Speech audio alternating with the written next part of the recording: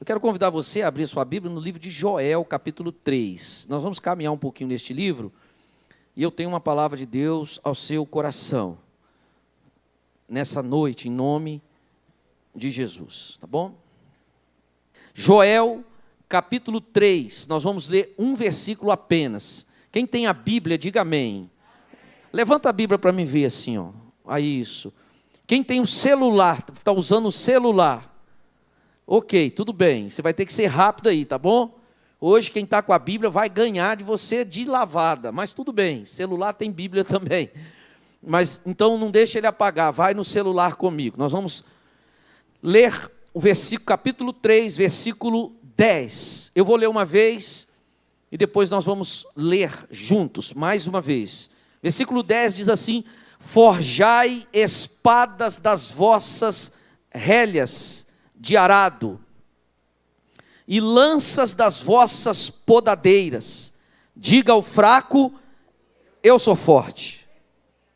Vamos ler de novo, 1, 2, 3. Forjai espadas.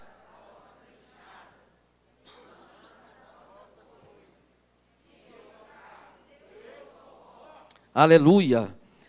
Glória a Deus. Forjai espadas das vossas enxadas e lanças das vossas foices. Diga ao fraco, eu sou forte. Diga, eu sou forte. De novo, diga, eu sou forte. Aleluia, eu sou forte. Deixa a Bíblia aberta. Volta agora comigo no capítulo 1 de Joel. Lá no capítulo 1.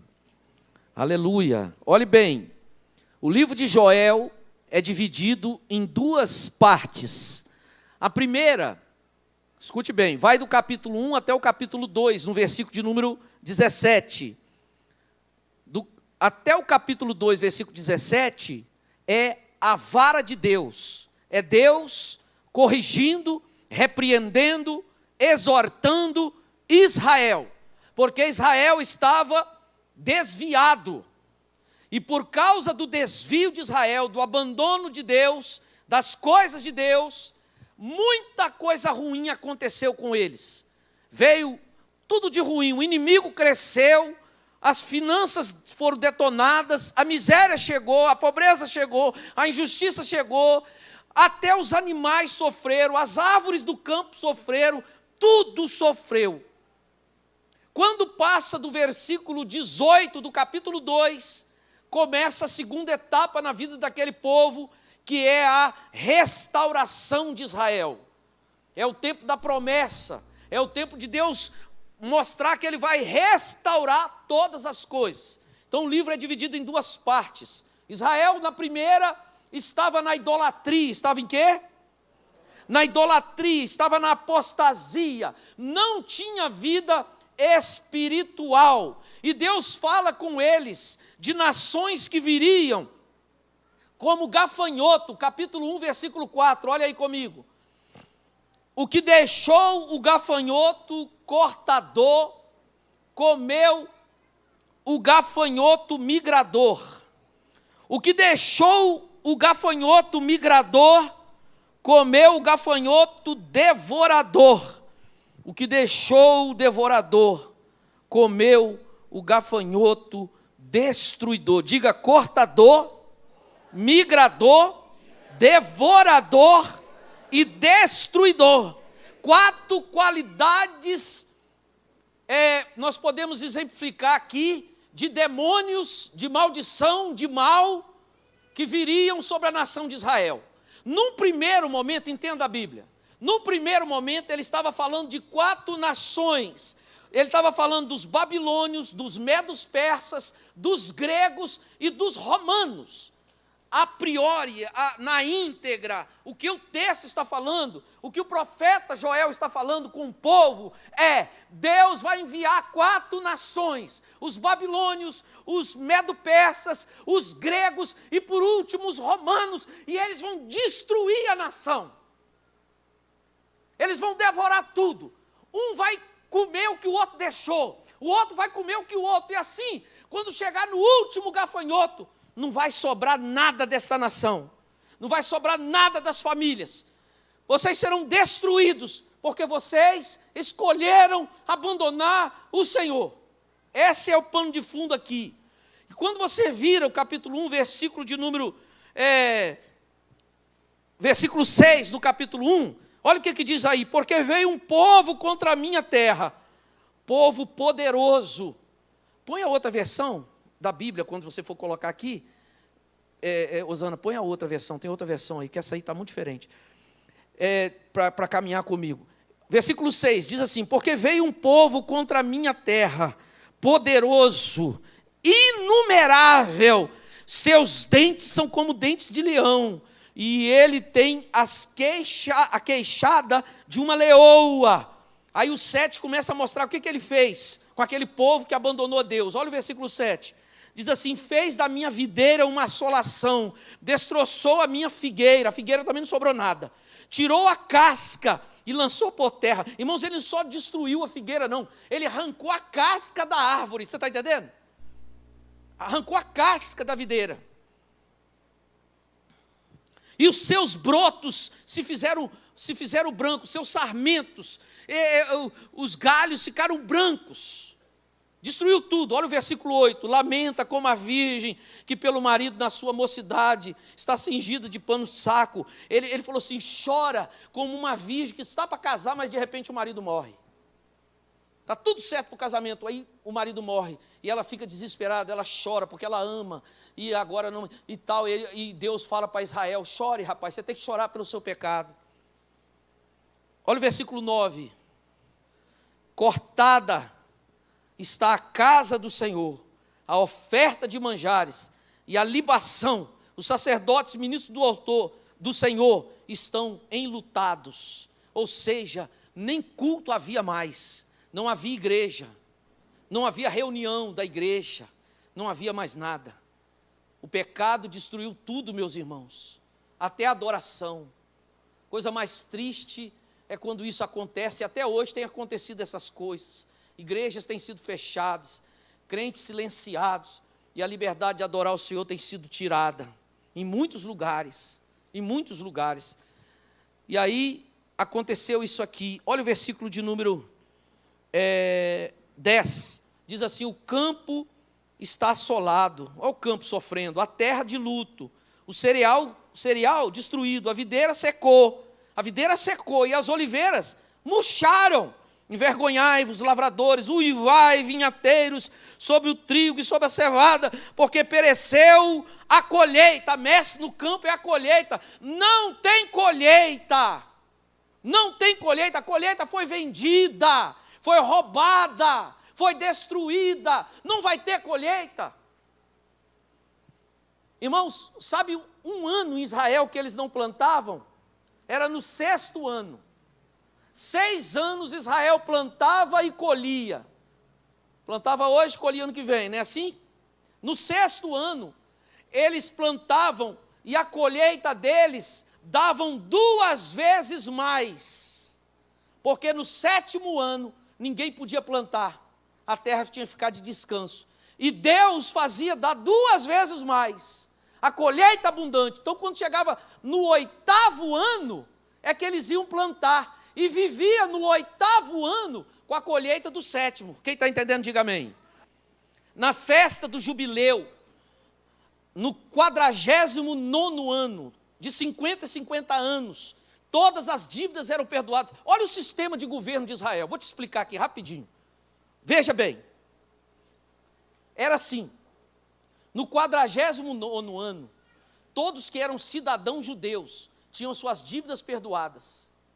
Se você penhorasse a sua propriedade, ela era daquela pessoa que penhorou durante 49 anos, mas no 49º ano, ele tinha que devolver você com todas as benfeitorias que você fez.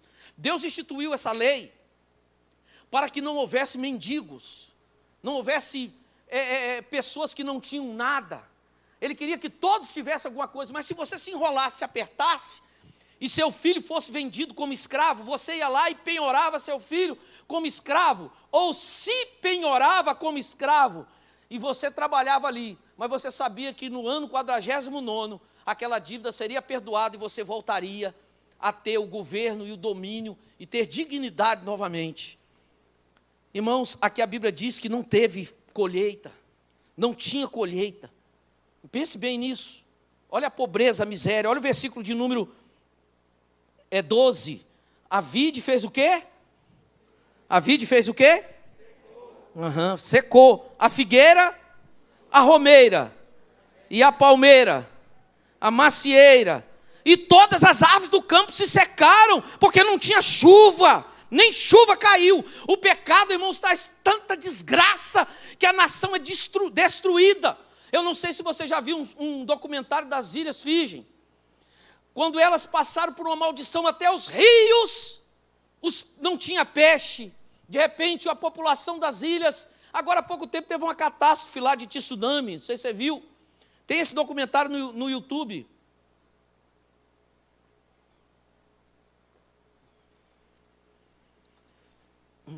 O povo começou a orar, e Deus começou a restaurar as ilhas. Deus começou a enviar cardumes de peixe, começou a chegar a prosperidade, começou a chegar a bênção de Deus, e mudou o quadro do país, das ilhas. Aqui, irmãos, tudo sofreu o impacto do pecado, tudo, porque eles abandonaram a Deus. Aí ele começa no versículo 13 a falar o seguinte: põe o rosto no pó, começa a chorar, começa a confessar pecado, entendeu? Só tinha, irmãos, ali seca, fome, gafanhoto, calamidade, fogo. Aí agora ele fala assim: começa os pastores, começa a pedir arrependimento pela sua família, pela história de vida da sua casa. Começa a confessar o pecado, igual Jó. Jó confessava o pecado dos filhos deles. Entende? Começa a confessar o pecado do seu marido, começa a confessar o pecado: Senhor, nós pecamos, porque Deus é um Deus santo, nosso Deus é santo. Irmãos, nós somos aceitos pela misericórdia de Deus. Escute aqui, irmãos, preste atenção que eu vou te falar algo profundo agora. A salvação é pela graça. Diga, salvação é de graça. O que é graça?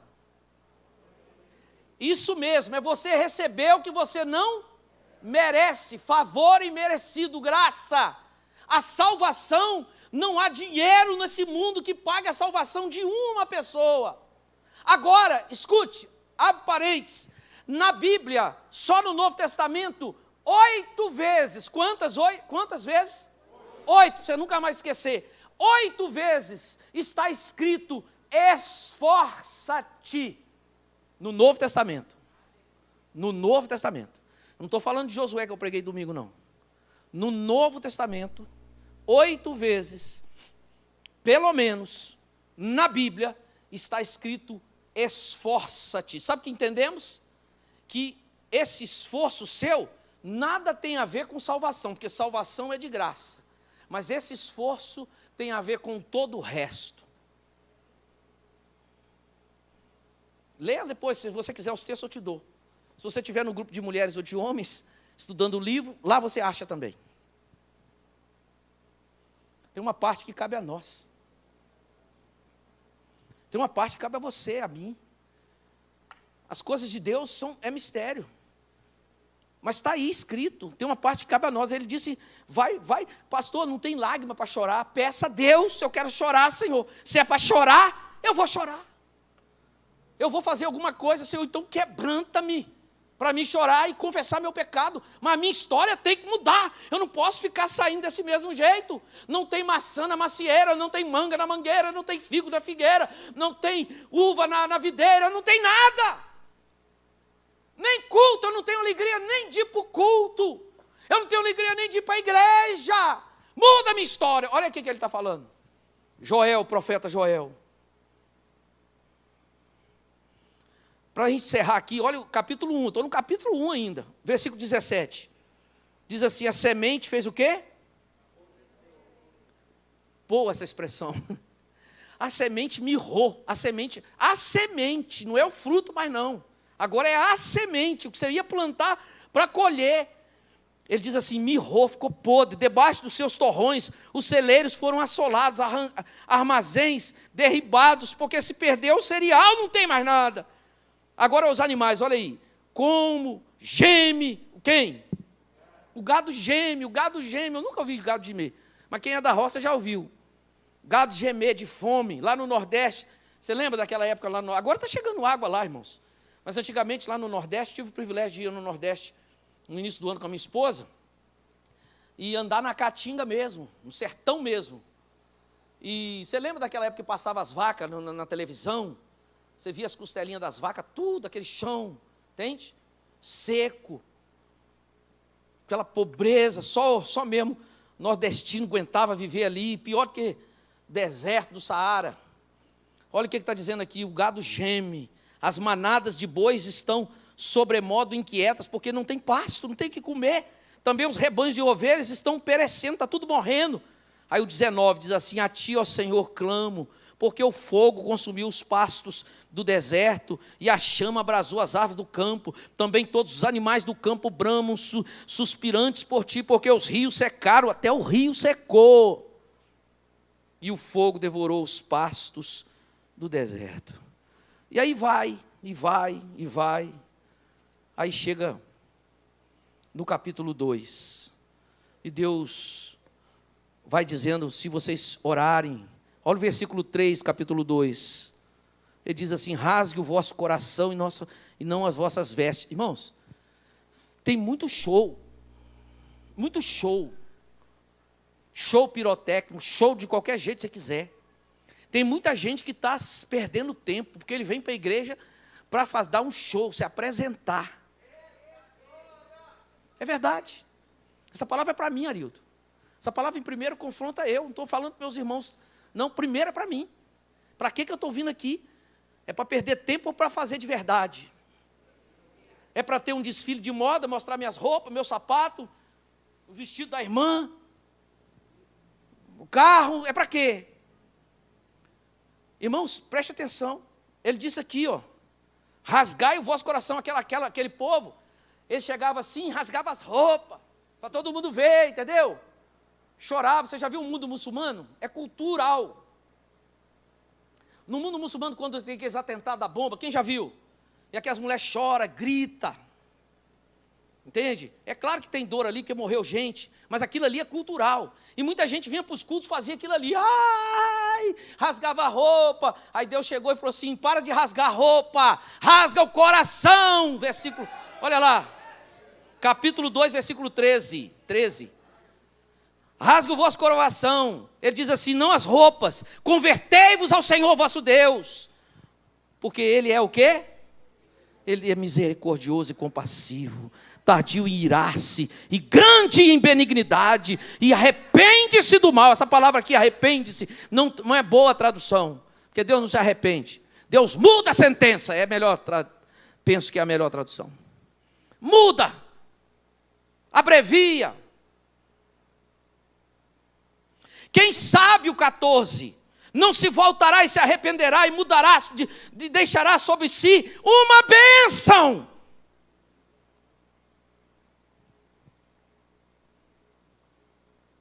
Uma oferta de manjares e libação para o Senhor vosso Deus.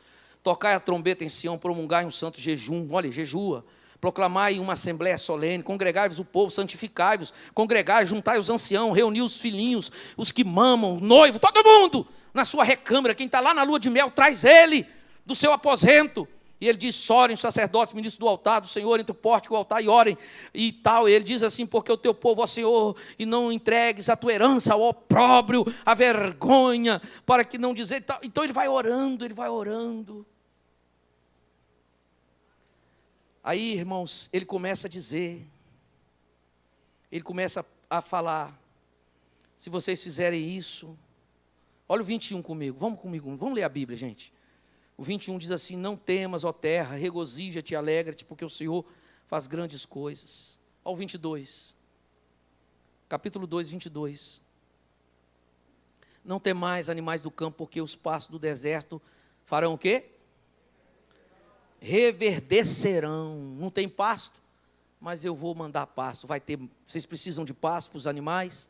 Vai ter, diga aleluia. Porque o arvoredo dará o seu fruto, e a figueira e a vide produzirão com vigor. 22 eu estou, 22. Osana, aí.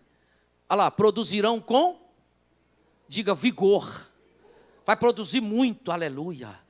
Irmãos, quando há quebrantamento na presença de Deus, a coisa muda.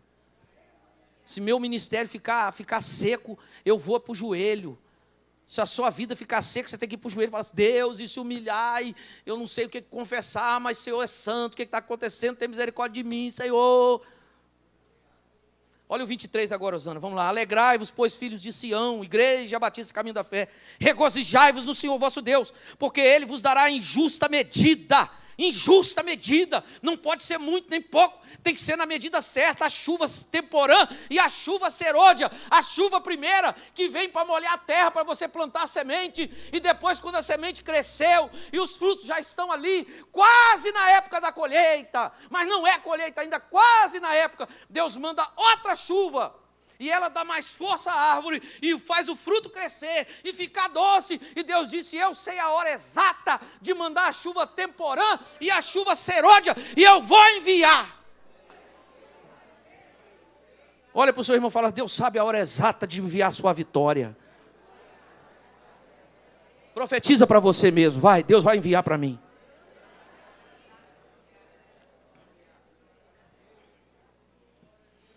Ele diz assim, as eiras se encherão de... só 2 pegaram. As eiras se encherão de... E os lagares transbordarão, aleluia. Não vai encher não, irmãos, vai transbordar de vinho. Pode aplaudir e glorificar o Senhor, que essa palavra é para mim, para você nessa noite. Os lagares transbordarão de vinho e de óleo, as eiras se encherão de trigo, diz o Senhor. Trigo fala de força, de alimento, de prosperidade. O vinho fala da alegria, fala da motivação, fala do ânimo, da força. Anima-te, é o vinho, é símbolo. E o óleo fala do poder do Espírito Santo, do brilho no rosto, da autoridade, fala da unção de Deus na nossa vida. 3 esferas, material, emocional e espiritual, física. O homem na sua integralidade, ele diz, vai transbordar e vai encher de paz, de alegria, de unção, de força, de poder, de brilho no rosto, e de autoridade, aleluia. Aí ele fala no 25, o que ele diz aí? Lê para mim em nome de Jesus, vai, 1, 2, 3, restituir-vos-ei.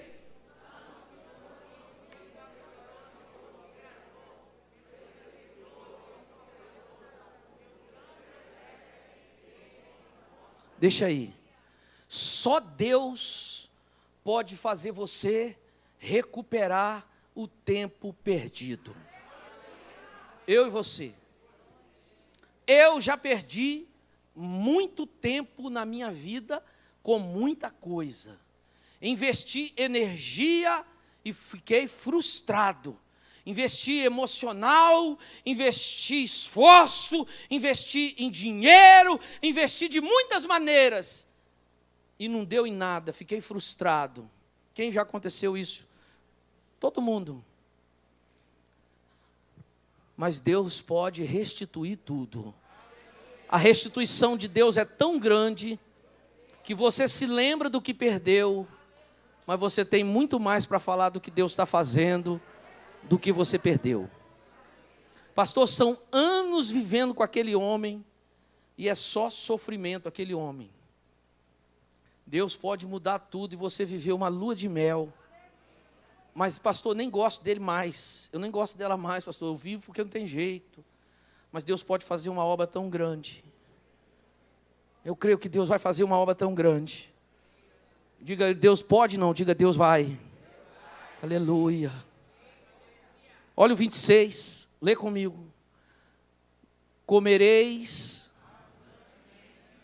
Irmãos, é abundantemente ou é comereis para se alimentar? É para sobrar. E vos? E aí o que você vai lembrar de fazer? Porque você sabe, irmãos, que o que você está vivendo, o que você vai viver, veio da parte de Deus. Comereis abundantemente, vos fartareis e louvareis o nome do Senhor vosso Deus. Aleluia. que se ouve, que operou com maravilha para com você. E aí vem essa palavra de baixo, eu já orei muitas vezes. Eu já entrei em negócios, em situações, que eu disse: Deus, meu nome não é nada não, Senhor.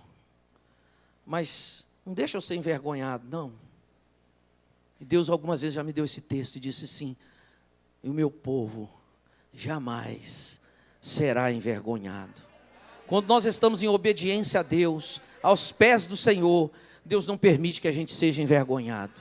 A gente perde o emprego, perde não sei o quê, acontece isso. Não é disso que eu estou falando. Estou falando do Deus que atua ainda na nossa vida. E aí, para encerrar, a melhor parte desse texto está aqui. Antes de encerrar, dá para esperar mais um minutinho? Amém? Vão comigo aqui. A melhor parte está no versículo 28, 29 e 30. Leia para mim. 1, 2, 3, 28, 29 e 30. E acontecerá depois...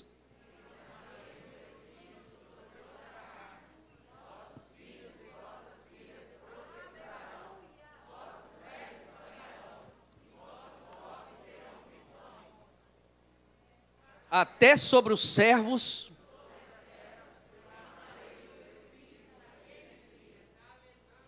olha o 30, mostrarei prodígios, volta no 28, aí o texto continua, mas eu vou no 28. E acontecerá depois que derramarei o meu espírito sobre toda a carne, vossos filhos e filhas profetizarão, vossos velhos sonharão, e vossos jovens terão visões. Esta profecia se cumpriu parcialmente, só parcialmente. No dia de Pentecostes, quando o Espírito Santo desceu, ele concedeu dons aos homens. Os homens receberam dons de línguas, dons de interpretação das línguas, dom no plural, de discernimento de espíritos, dons no plural, de cura. Está escrito em Coríntios, você sabe os 9 dons. Dons da fé, dom, palavra de sabedoria, dom de palavra de conhecimento, 9 dons sobrenaturais. E ainda hoje, os nossos filhos e nossas filhas estão já profetizando aqui na igreja. É só você vir nos cultos, você vai ver. Nossos velhos, jovens, estão tendo visões. Muitas vezes visão é um sonho noturno. Visões da noite, como muitas vezes a Bíblia fala. Mas o fato é que homens velhos e novos na igreja têm tido visões, sonhos e revelações. Os dons têm sido derramados. Só que quando Joel escreveu esse texto, ele estava mirando na nação de Israel, no povo de Israel. Hoje eu estava explicando um discípulo, dizendo para ele, quando Deus olha do céu, ele vê 3 povos apenas na terra. É claro que é em tese, né? Ele não vê brasileiro, alemão, não é assim não. Ele vê judeu, ele vê gentio e ele vê a igreja. Judeu é os hebreus, os israelitas, quem mora lá em Israel é judeu. Gentio é todas as outras nações da terra. Todas as outras. Só tinha isso no Antigo Testamento, judeu e gentio. Todo o Antigo Testamento só tinha judeu e gentio. No Novo Testamento, agora tem igreja. E quem é igreja? Todo aquele, de qualquer nação, inclusive de Israel, que se converte a Jesus, ele passa a ser cidadão do céu, ele passa a ser igreja. Então nós somos igreja, e qualquer pessoa que se converter, de qualquer tribo, raça, povo, etnia, passa a ser igreja de Deus. Mas quando ele escreveu esse texto, ele estava falando diretamente para a nação de Israel. A igreja foi criada por Deus, porque Deus falou dela para Abraão. Para quem que Deus falou? Abraão falou assim, Deus falou assim, Abraão, abençoarei os que te abençoarem, e mais o quê? Amaldiçoarei quem te, em ti serão benditas todas as famílias da terra, era a igreja. Todas as famílias, todos os povos. E aí, meus irmãos, quando ele fala derramarei o artigo o, ele está falando de uma porção do Espírito que ainda será derramada, o todo, o poder dobrado, a unção de Eliseu, sobre o povo num futuro próximo. Nós temos experimentado do Espírito, mas a maior parte está para ser derramada ainda, e ela será derramada, porção dobrada, assim que acontecer o arrebatamento da igreja. E este está perto, e este está próximo. E esse Espírito será derramado sobre a nação de Israel, e de lá vão sair os 144 mil, que os testemunhos de Jeová fazem a maior confusão. Eles pregavam que era eles, só eles já passaram muito mais desse número. Os 144 mil serão serão 12 mil judeus de cada tribo de Israel, das 12 tribos, que vão sair de 2 em 2 pregando o evangelho do reino no mundo todo. Nessa época também vão surgir as 2 testemunhas do Apocalipse, mas essa parte está para se cumprir ainda. E Joel fala disso, e nós estamos vivendo os últimos instantes, os preliminares, e o Espírito já foi derramado sobre nós. Mas quando chega no capítulo 3, no versículo 2, eu gosto muito dessa parte, porque ele diz assim: diga ao fraco, eu sou forte. E ele diz assim: forjai espadas das vossas enxadas e das vossas lanças, transforme a lança a foice numa lança. Pega a espada, a enxada, lixa ela na pedra, na lima, e faz dela, da enxada, faz uma espada, uma lança. Da foice faz uma lança. Transforma os instrumentos de trabalho em arma de guerra. E aí ele diz assim: e para de ficar falando que você é um Zé Mané, que você é um coitado, que você é fraco, que você não consegue. Para de falar que você é doente, e mesmo tomando remédio ali, você toma e diz: Senhor, eu sou curado, Senhor. Coisa de doido. Mas isso se chama fé. E ele disse: diga ao fraco, eu sou. Porque Paulo, escute, disse: Deus chama os fracos deste mundo, Deus chama as coisas que não são, para confundir os grandes, os que acham que são. Deus escolhe os desprezados. E ele disse na palavra dele assim: a minha força se aperfeiçoa na fraqueza.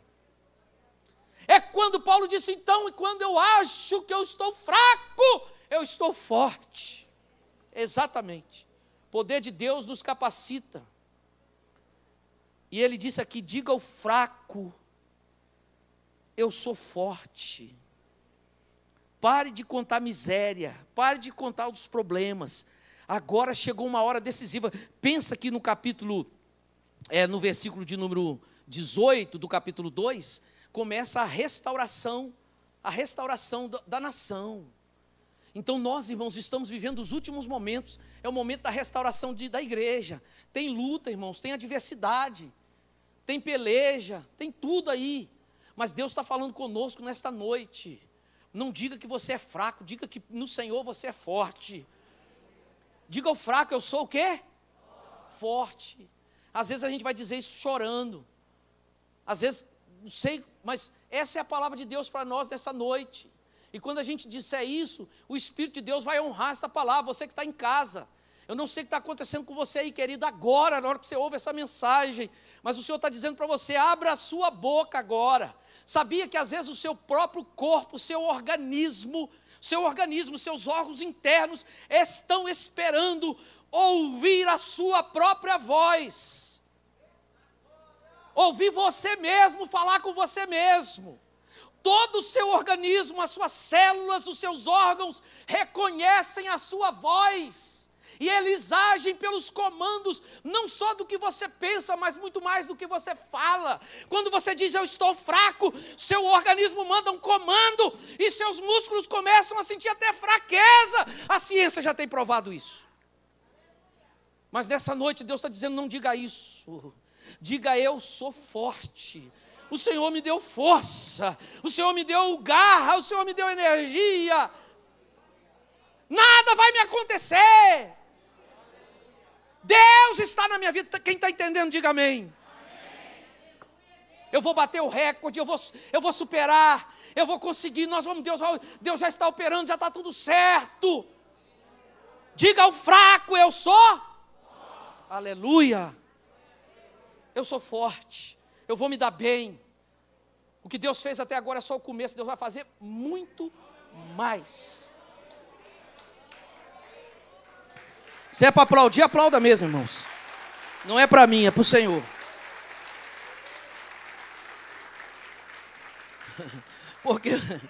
Porque o Espírito Santo está falando no nosso meio. Pecado leva a gente à derrota. Fechei a Bíblia. Pecado destrói a igreja, destrói a família, destrói você. Problema e adversidade, as portas do inferno não prevalecerão contra a igreja. Mas aqui nesse livro você viu que até os animais, o campo, tudo é destruído pelo pecado. E Deus disse, mas ainda quando tem vida tem jeito. Se humilha, confessa, deixa, abandona, escolhe Deus. E se você escolheu Deus, as eiras se encherão de trigo. Se você escolheu Deus, os lagares transbordarão de vinho e de óleo.